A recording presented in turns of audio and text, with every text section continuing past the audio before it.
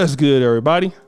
It's your boy, O'Shea Duke Jackson, back at it again with another episode of the Celebrity Junk. Guys, I have a very interesting story today, and it revolves around Reverend Curtis Keith and Sophia Bankston. Now, Curtis Keith Bankston.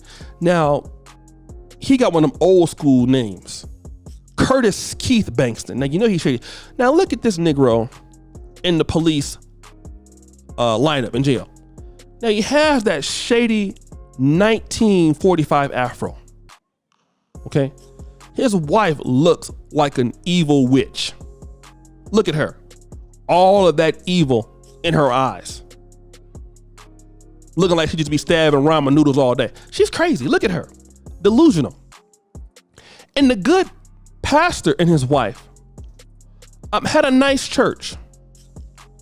But see, what they were doing was something crazy. Because they were locking up people who were handicapped in the basement and taking their money. Isn't that something?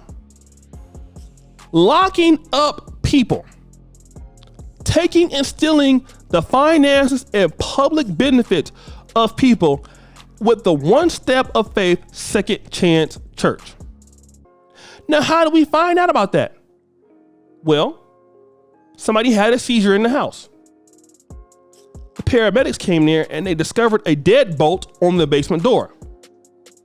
And then once they climbed through the window, they heard some things going on.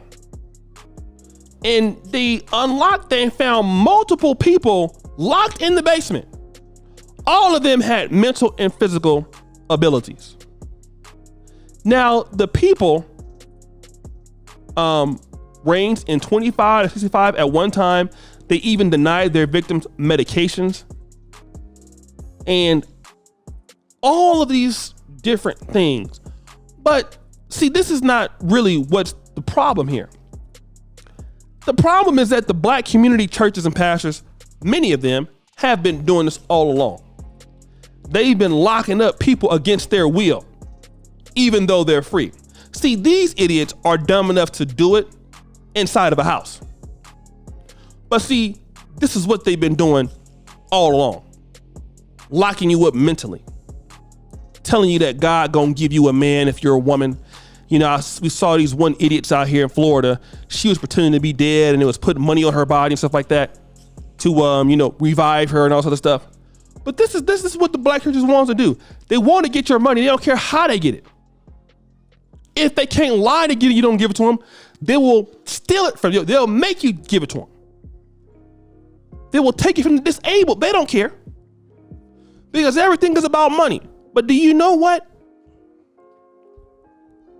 What happens in real time when you have greedy pastors in black churches? What happens to the black community? Nothing. And my question is to people in the black world, what have you done? What has the black churches done for people in black America? Let's look at Memphis. Memphis is a city that has more churches than gas stations. Okay? Per square mile, there's more churches in Memphis than any other church ever in the world, in the States. All of these churches in Detroit, black churches in Atlanta. What are y'all doing for these people that you say that you love? What are the social programs? And what are the things you're doing to, because we see what the Catholics actually do. You can talk about them all you want. The Catholics have educational institutions. They have medical schools. They have engineering schools. They have things that benefit their group. What do the black churches do? All y'all do is run amok, eat chicken all day, steal from your members, okay? You drive around in big old Cadillacs and Cadillac Escalades, and some of y'all in Rolls Royces. You're fat, okay? You live in all these nice lifestyles. One of you idiots wanted a jet, Creflo Dollar, that buffoon. And what's happening? You actually don't care who you steal the money from. The money that you guys get are typically from poor people. You steal from the poor, and you even steal from the disabled, and you don't care how they get the money, long as you get it. And why should you have it? Because God called you to preach, huh? You are a hypocrite, and I hope they put you underneath the jail, because that's where your ass belongs. How sick can you be? Sick people, you don't even want to give them their medicine? That's even worse than I heard stories in Africa. Some people out here, people are disabled. They make them go out there and beg all day, then take their money. That's low. But to lock them up,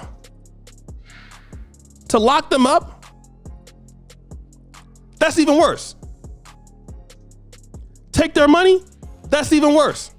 Okay? It's disrespectful.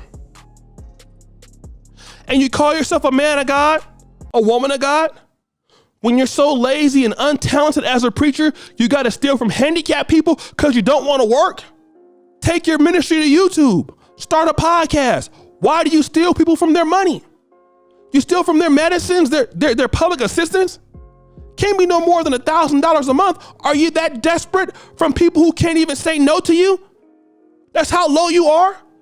And you can't even be a Christian and believe that stuff. Is COVID that bad for church funds now? You know what? If you want to make money, don't be a preacher. Become an engineer. Become a doctor. Become a businessman. But God forbid you become a thief. God forbid you become a liar. You become a cheat, a crook, a corruption. A loser. Imagine that you were a loser. You're worse than a loser. You know? My brother's a pastor. I could have went to the ministry, but I just didn't want, I couldn't steal. You know? I couldn't steal from innocent people. You know, God forbid I wanted to come to church and get God's word and get inspiration. But you can't do that. We got to take from those who are even mentally disabled. Bad enough, there's brainwashed idiot Christians that give their money away all the time to folks who can't do it for them. But no, let's take advantage of the helpless, the feeble, okay, the lame. Let's take advantage of those who can't take care of themselves. And it's sad. It's really sad. And I hope you get what you got to come. I hope they lock your ass all the way up. But guys, what do you think?